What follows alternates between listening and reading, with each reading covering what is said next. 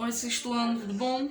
Vamos lá fazer a correção da página 268 e 269 do livro, né, do módulo 2. Vamos fazer essa correção.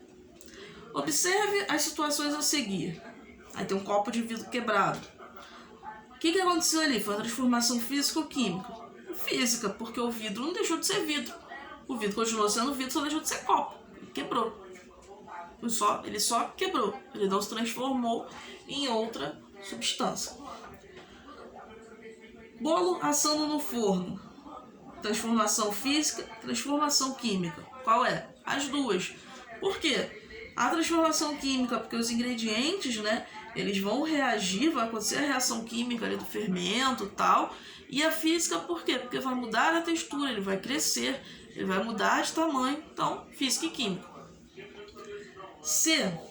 Máquina enferrujada. É uma transformação química, né, que foi uma reação, né, entre o ar atmosférico, produzindo ali uma substância nova que é a ferrugem. Letra D. Água evaporando em uma panela. Transformação física. Por quê? A água está sofrendo uma mudança de estado físico. Ela vai deixando de ser líquida e transformando-se em gás. 2. Exercício 2.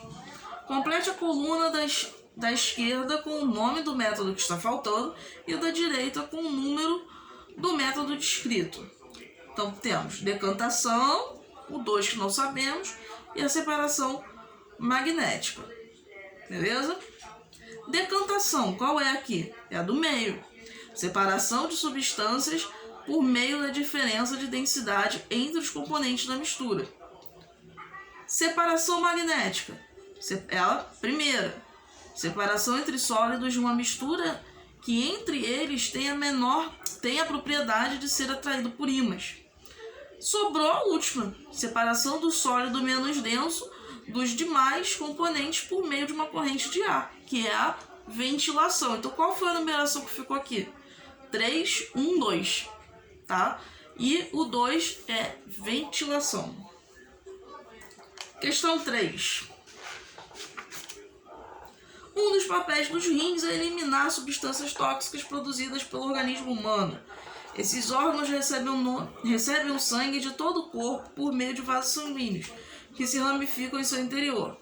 O tamanho dos poros presentes nas paredes dos vasos sanguíneos determina quais substâncias podem passar por eles. Substâncias como a água passam facilmente pelos poros, formando a urina, enquanto células e proteínas não podem atravessá-los, permanecendo assim no interior do corpo humano.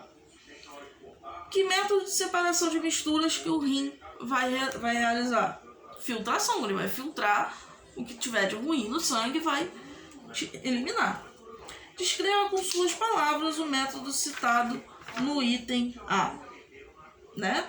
Então, o sangue vai passar, a substância vai passar por orifícios que vai permitir que o líquido passe e com que as pequenas partículas fiquem retidas naqueles orifícios. Vamos lá. Resumão aqui do 270.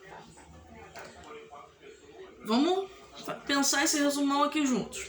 Substâncias e misturas. Matéria. O que é matéria? Matéria é tudo aquilo que constitui qualquer coisa que exista. Tá? Eu sou feito de matéria, o livro é feito de matéria, a placa é feita de matéria, tudo é feito de matéria. Então, a matéria ela vai ser composta por átomos e esses átomos combinados vão formar, né, moléculas que formam substâncias.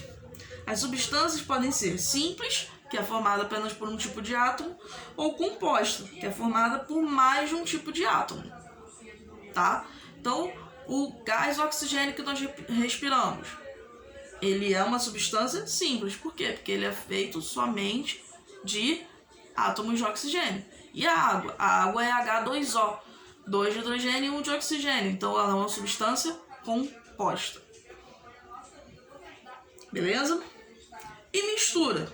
Mistura nós temos homogênea e heterogênea. Homogênea é quando você vê uma única fase. Você pega água e álcool, coloca no copo, você não sabe o que é água, o que é álcool, porque é tudo igual. E se você botar água e areia? Você vê a areia e você vê a água. Então ela é heterogênea, hétero, diferente, e homo, de igual. Homogênea, fases iguais. Heterogênea, fases diferentes. Na homogênea, nós temos, né, solvente, que é aquele que vai dissolver, e o soluto, que é aquele que é dissolvido, né? E nós podemos ter substância saturada, essa solução, vai formar uma solução, essa mistura, e nós vamos ter a solução saturada e insaturada. O que é uma solução saturada? Você vai lá, faz um suco, bota o suco no copo e bota 4 colheres de açúcar. Parte do açúcar não vai dissolver no suco. E o que vai acontecer com esse açúcar? Ele vai descer para o fundo do copo, fica aquela parte branca do fundo do copo, né? Por quê? Porque ela está saturada, você botou soluto além do que aquela substância, aquele líquido, aquele suco consegue dissolver. E aí ela satura, ela cria aquele que nós chamamos de corpo de fundo. E a insaturada é quando você coloca a quantidade certinha de açúcar, ele mistura e não fica corpo de fundo nenhum no suco. Não forma corpo de fundo, tá? Separação de misturas heterogêneas. Nós temos a filtração, que o filtro vai passar o líquido por vai passar por por orifícios, e o soluto ele vai ficar retido nesses orifícios. A decantação, que se baseia na diferença de densidade dos componentes. Quando você coloca muito açúcar no suco que desce, forma um corpo de fundo, ele decantou, ele desceu. Por quê? Porque ele tem um peso diferente. A levigação, que é um método no qual a ação da água sobre a mistura separa componentes de diferentes densidades, né? Se usa a água ali para poder separar por densidade. Vamos lá, ventilação. Você usa uma corrente de ar, tá? Para poder separar as moléculas, as partículas mais leves das partículas mais pesadas. As mais leves voam com a corrente de ar. E a separação magnética. Você vai usar um ímã para poder separar o que for, né, magnetizado ali ou metálico que vai ser atraído por aquele ímã. Substâncias homogêneas. Método que se baseia na diferença do ponto de ebulição com componentes e que geralmente visa separar a parte sólida da mistura. Evaporação. Você vai evaporar a parte líquida e a parte sólida vai ficar retida, tá? E qual é o outro método? A destilação. Método que baseia na diferença do ponto de ebulição dos componentes e que é utilizado, por exemplo, no refinamento do petróleo. O que é a diferença do ponto de ebulição?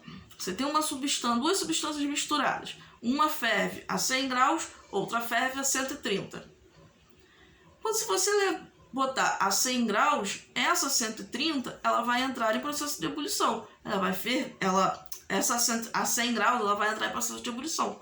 Por quê? Porque ela vai começar a evaporar, vai entrar em processo de fervura e vai começar a evaporar.